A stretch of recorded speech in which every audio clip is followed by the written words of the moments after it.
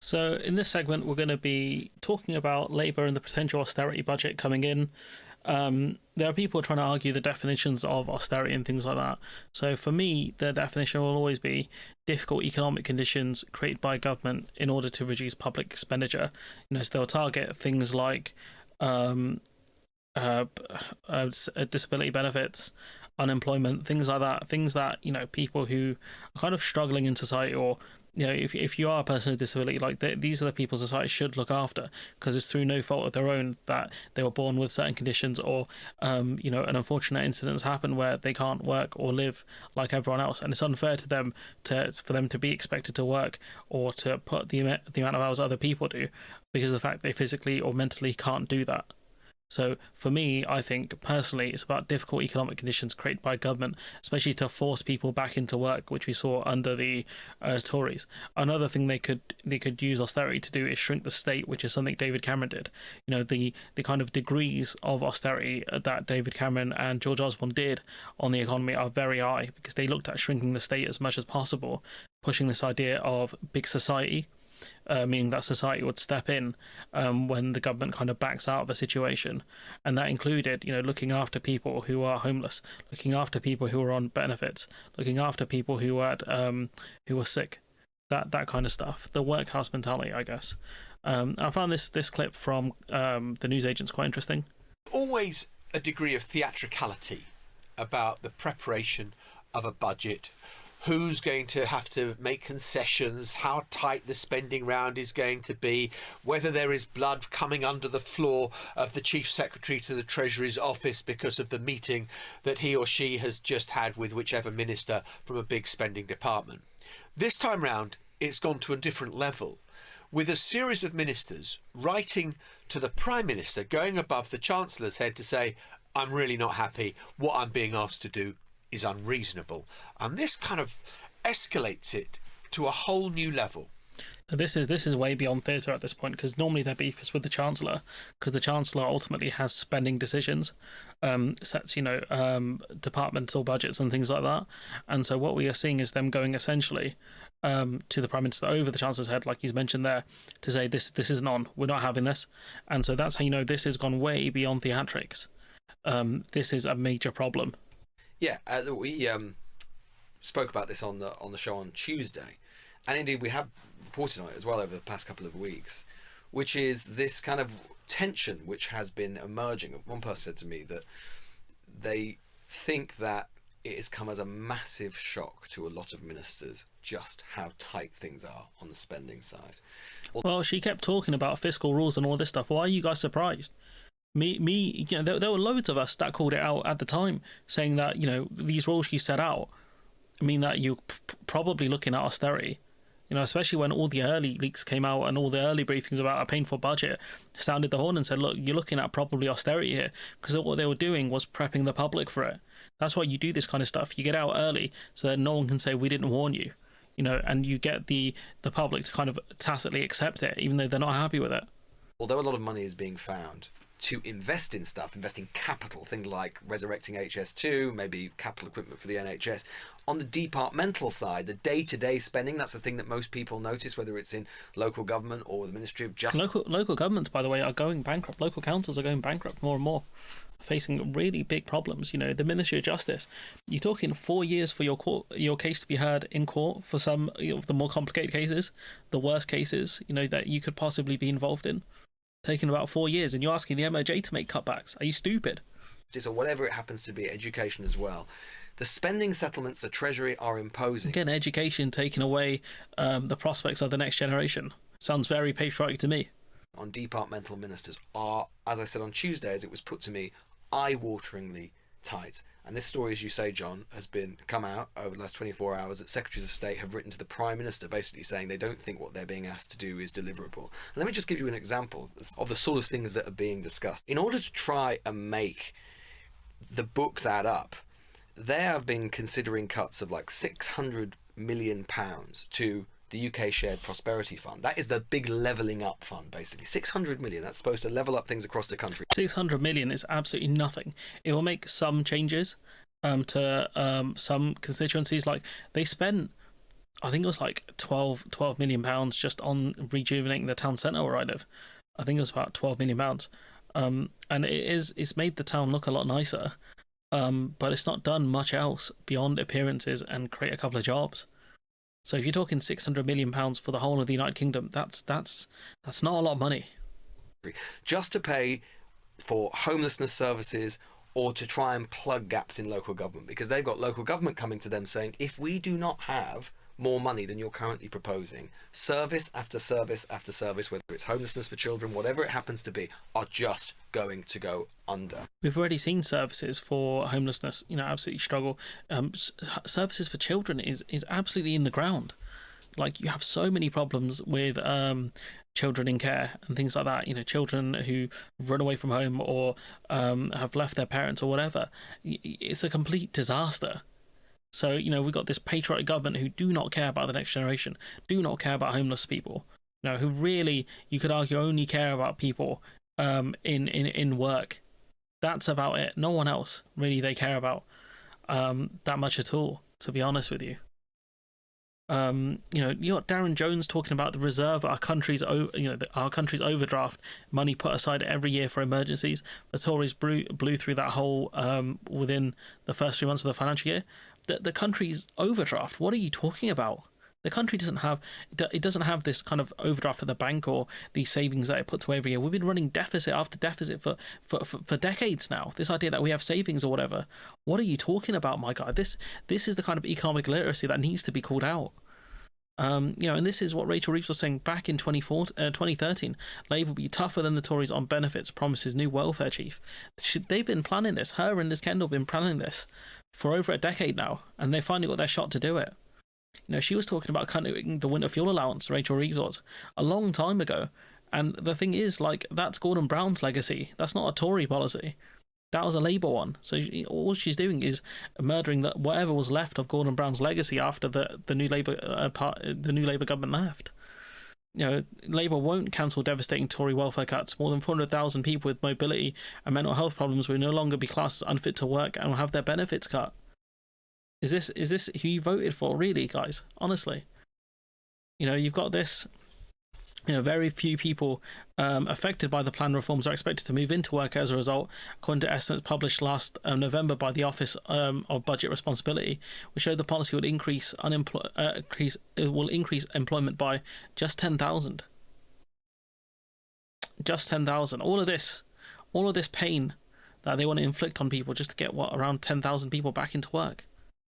It's crazy to me. To argue this isn't austerity is madness. It's absolute madness. These people tweeting here, it's nice, isn't it? The quiet. And you got Carol Vorderman saying, getting used to it slowly. Carol Vorderman, who has come out and attacked Labour over getting rid of the winter fuel allowance. It's baffling to me. These people completely took the eye off the ball. These people who kept saying, we're going to pressure Labour from the left. I don't see you anywhere.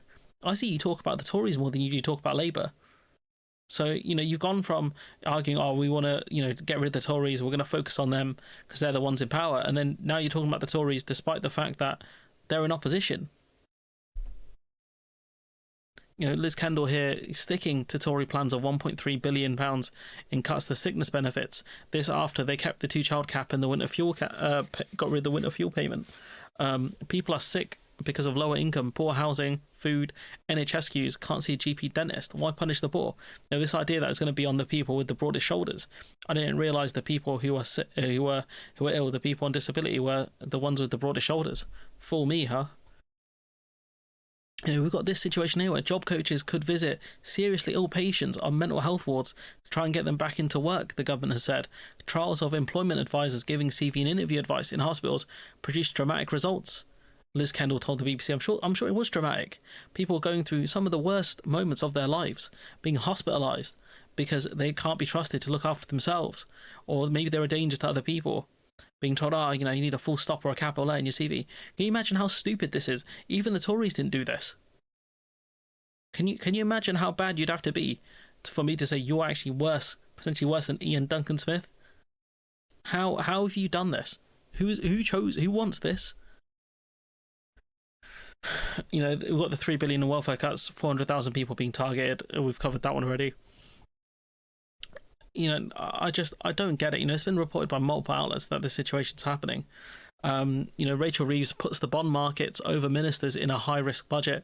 The cabinet revolt is far broader than those who wrote to Starmer. Labour fear a plan for sweeping tax rises and austerity is going to bomb. So here you've got a person writing in writing in Bloomberg, calling this budget potentially austerity. And the bond markets aren't that nervous by this budget. The Liz Truss thing, the reason why the bond market collapsed, because she pushed tax cuts that would not have generated any money for the economy.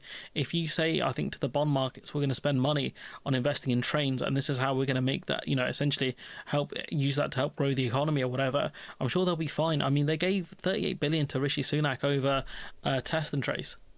Almost all cabinet ministers have complained about the spending review, bar a few loyalists, ultra loyalists like McFadden. Frustrations even saw people think about resigning. Although they've been talked down, Rayner still hasn't settled with Reeves, so we need to wait and see on that one. Ministers say Her Majesty's Treasury want them to cancel everything from road project repairs to crumbling public buildings. Again, the longer you leave this stuff, the more expensive it's going to be. Better flood defences, vital updates to IT systems and other equipment, and research and development. This is Bloomberg paper, which is really well sourced. Bloomberg are one of the, probably up there with the FT, to be honest with you, in terms of the two best papers that are really worth reading in this country. This is a nightmare. Basic infrastructure repairs and things like that. Starmer and Reeves are ignoring the rebellion and are united behind the need for difficult decisions on taxes spend. And, the thing that these ministers need to remember is people won't forget that you are part of the government that pushed an austerity budget first time round. So for anyone who hopes to do well in a future leadership contest, you should remember that your hands are going to be tainted from this. That's one of the things Jeremy Corbyn avoided during that leadership contest when he won, that he wasn't as tainted as the other ones because they voted for some really bad policies under David Cameron and George Osborne. They actually supported some of them. So here we got one or two good ones and a lot of bad ones here. Freezing income tax thresholds, that's a bad one. That's something Rachel Reeves has previously attacked in the past. Raising capital gains on shares, got no issue with that. Tougher inheritance tax rules, again, no issues on that. Hiking employers' national insurance contributions. Now, I saw John McDonnell come out against that, but I couldn't actually see his reasoning for it, as in I didn't get a chance to understand what he was fully saying. Ending fuel duty freeze, again, I'm against that because you're pushing costs onto motorists, which, again, that's going to impact a lot of working class people and not lower middle class people. Raising sin taxes, got no issue with that. And plus some of the manifesto tax rises. So some of these are okay. Some of these are pretty bad, to be honest with you. Labour aides say there's shock that Reeves might freeze income tax thresholds. They say it clearly breaks the manifesto, despite her promising not to kind of raise taxes. She said no new taxes, so I think she can kind of get away with it. But that's one inside the party saying that that she's breaking a manifesto pledge. Reeves is at odds with the Labour Party definition of austerity, aides say. Chancellor says it means avoiding real terms cuts to spending, despite the fact that you're asking government departments to make cuts. Therefore, that is a real term spending cut for those departments. Ministers say it means not standing still in the face of broken services. Again, the court system, the hospitals, they're completely defunct. Number 10 insists the budget will have a positive underlying message on longer term investment. But the thing that this lot need to remember is they might not get to the 10-year mark. They might be stuck at the 5-year mark. Doing plans for 10 years for any government is a risky bet. It's very stupid. I think that we should be looking at things like 5-year plans, really, more than anything. They say Reeves has privately received backing from banks and bond investors that they won't react adversely to her plan to borrow tens of billions to invest. So essentially what she's done is she's going to borrow a lot more money for investment, but she's also looking at departmental cuts as well. So we're looking at a reallocation of funds as well as kind of borrowing and taxation. So lower inflation, lower interest rates, and a sense of momentum from both public and private investment will start to improve the mood. But again, interest rates don't really have much to do with the government, to be fair. It's the Bank of England, and inflation hasn't got a lot to do with either. But you can see it's been, reported widely in the Bloomberg paper by multiple journalists working for them that there are big problems within the Labour Party. I did want to discuss this point actually by Theo Usherwood, talking about the assessment from Baroness Gray Thompson on potential benefit cuts hitting at the same time as the arrival of a new law on assisted dying. is so depressing. I think there's a huge number of people who are really worried about the safeguards. There's no detail really in there about that, and if there's a huge cut to benefits and support, this could push disabled people into thinking that actually the only option is to request to end their lives, which is incredibly dark. I think things like assisted dying should really be kept for people who are terminally ill, the ones that are potentially looking at dying anyways. And this is something Ash Sarkar talks about as well in Question Time. You do have safeguards, that you create an environment where for some disabled people, because care isn't accessible, they get the message from the state that they're better off dead. And I really hear that. And I think that needs to be listened to and reflected in whatever the proposal is. In March, I lost a parent, and the circumstances in which he died were really painful and really traumatic, both for him and for us. I don't know if he'd have taken up the offer of assisted dying if it was on the table or not. But witnessing that up close, it left me with the belief that people having more control over how and when they die is really, really important. I think we are. I think if you're a person who, again, is terminally ill, you're looking at 6 months to a year for a cancer diagnosis, or one of those kind of illnesses where chances are you're not going to make it and your health will deteriorate because of the treatment and things like that. I think that they're the people that things like this should be kept for. Facing a quite significant moment where this issue is coming to us. I'm really wrestling with it, is the honest answer. I think 10 years ago I would have opposed it. So I haven't yet made up my mind, but there's two dimensions. One is the moral dimension. What is the right thing to do? And secondly, what are the practical considerations, exactly to the lady's point, in terms of avoiding coercion? I'm going to be giving a lot. There might be people, because there are scumbags in this world who might push their parents to go for assisted dying, really, so they can get their inheritance. Because there's some sad people in this world, really and truly. I think West Streeting is against this, but Labour MPs have been given a free vote on this bill, which I think is the right thing to do. But for me personally, I think it's very dark in terms of when you're talking about austerity happening. You talk about massive budget cuts to push through a bill on assisted suicide. There needs to be massive safeguards in place, really big, and I don't know if they're going to do that. I don't know if they've got the intelligence to do it. There's more on Starmer facing backlash from senior ministers, including Raina Shabana Mahmood, who I believe is the head of the MHA, and Louise Hay, who is in charge of transport. There's also a rumour going around that Louise Hay is going to be moved on from her brief as transport secretary, which will be sad. So here we have just three people mentioned about being very frustrated with the Chancellor, but I think there'll be a lot more than that coming up. So we've kind of gone over this. One person familiar described with the cuts as being a nightmare. Upset comes from a broad range of ministers, not just those running departments with the highest capital spending. Starmer, McSweeney, Darren Jones met political aides on Tuesday, telling them the budget would be framed politically around investment in the longer term. So essentially, they're going to say that, don't worry, guys, the economy is going to grow, everything's going to be okay. But the thing is, ministers have a lot of people, underneath them.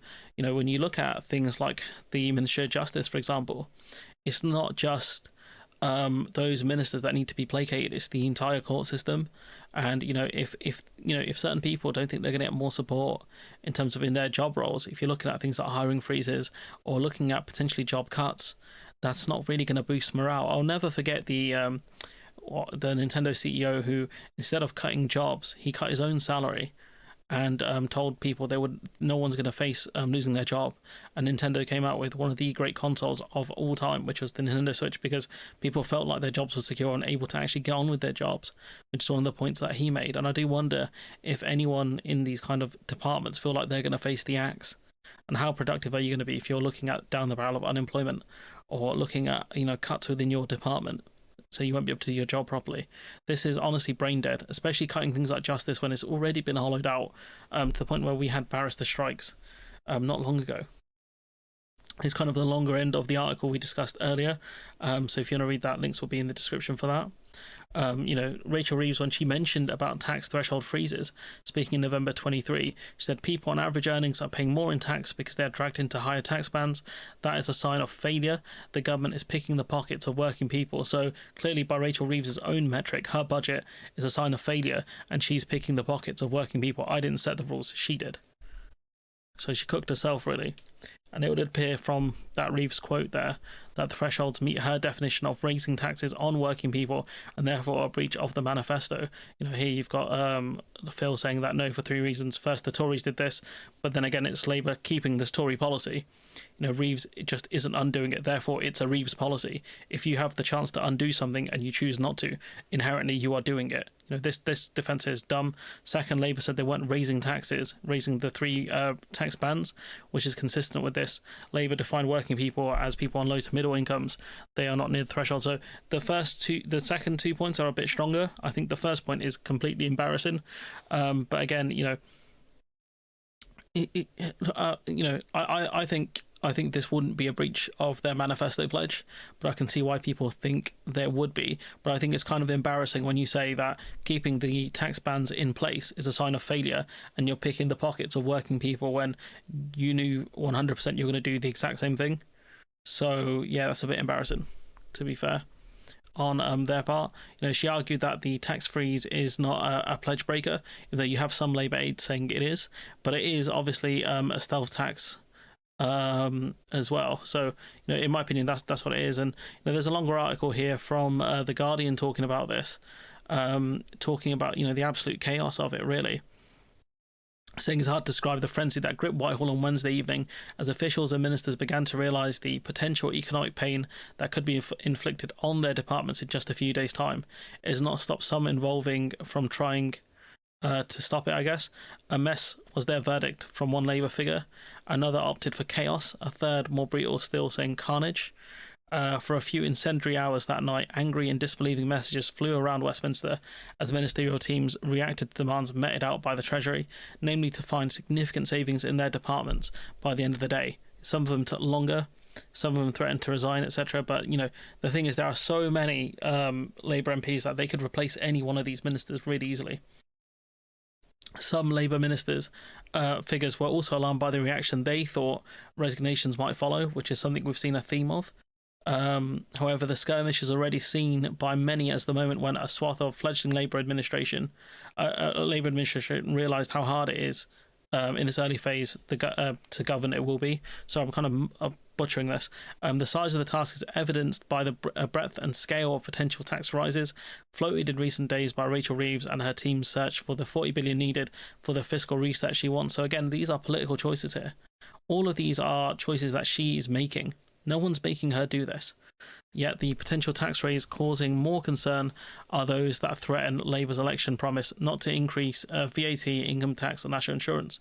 The biggest ticket on the item seems to be an increase in employers' national insurance contributions, raising between 9 and 18 billion, depending on what Rachel Reeves does. Again, I don't know how that's going to impact employees. We'll have to wait and see on that one.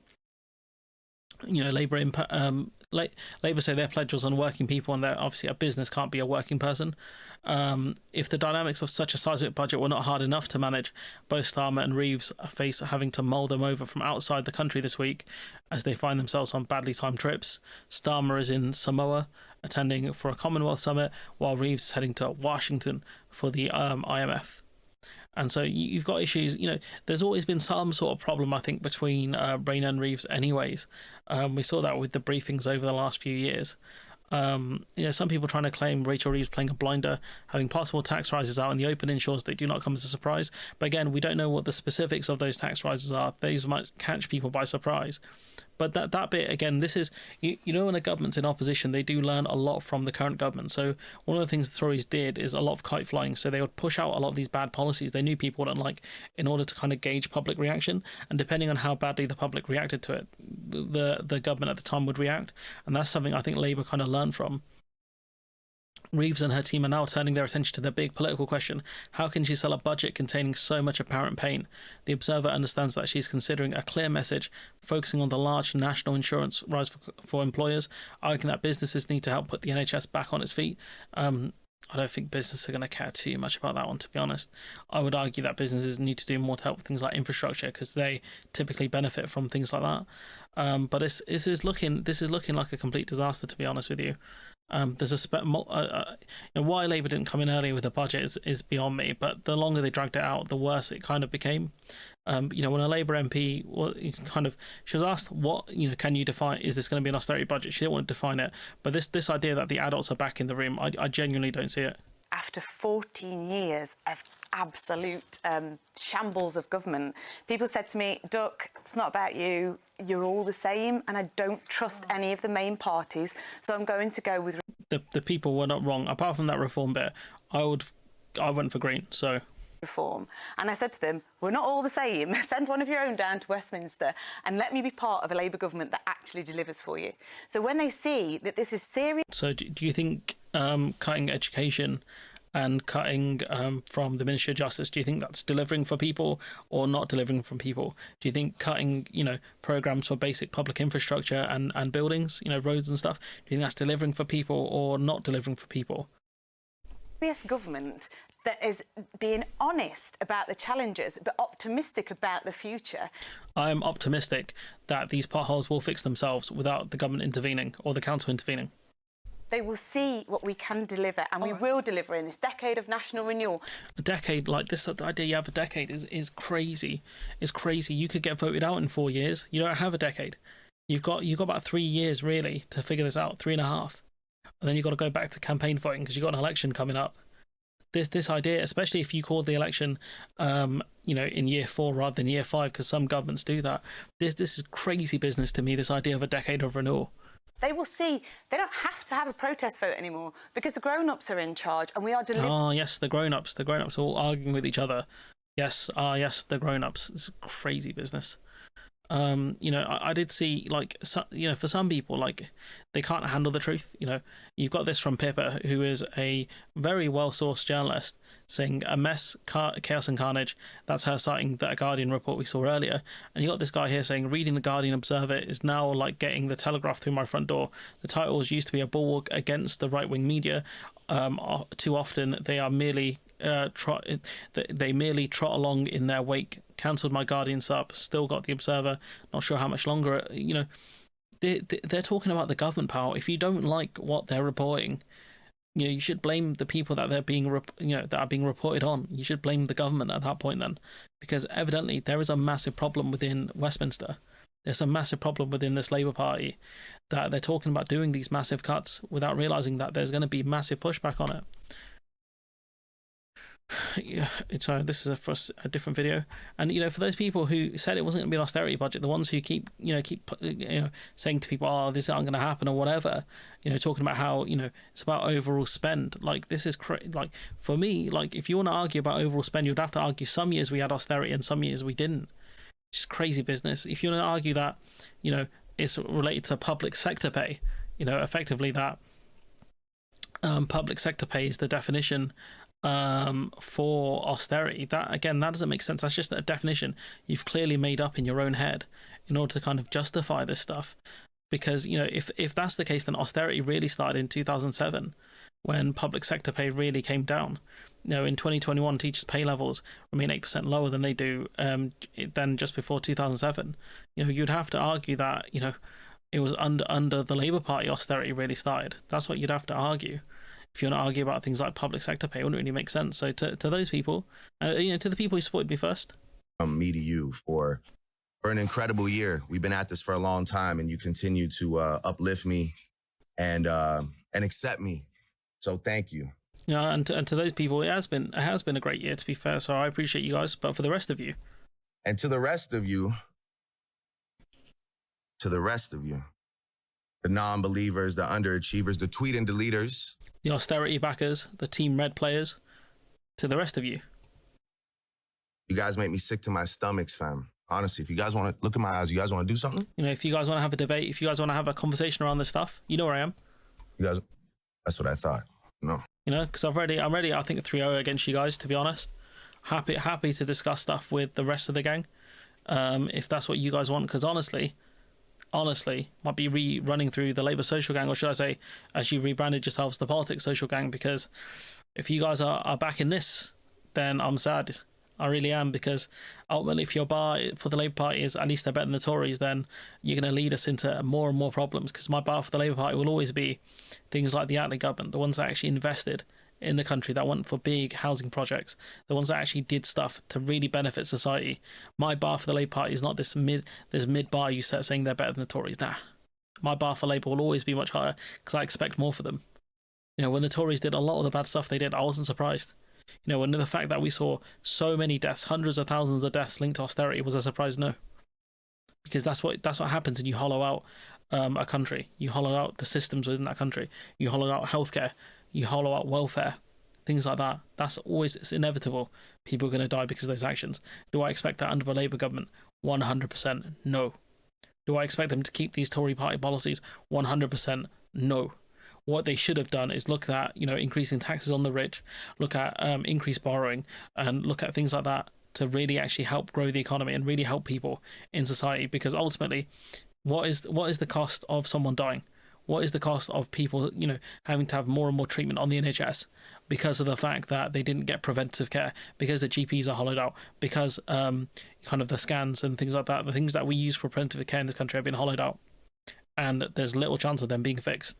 I don't expect a quick fix. It's going to take a while, but you want to see wheels in motion, and we're not seeing wheels in motion right now. Not properly anyways. But anyways, I'm going to leave it there. Let me know what you think in the comments below. Like, comment, share, subscribe. Support the channel on Patreon if you can. And like I said, there's an open invitation out there for anyone who wants to have that conversation, apart from one person. That's it. Everyone else is fair game, in my opinion. So I'll catch you in the next one.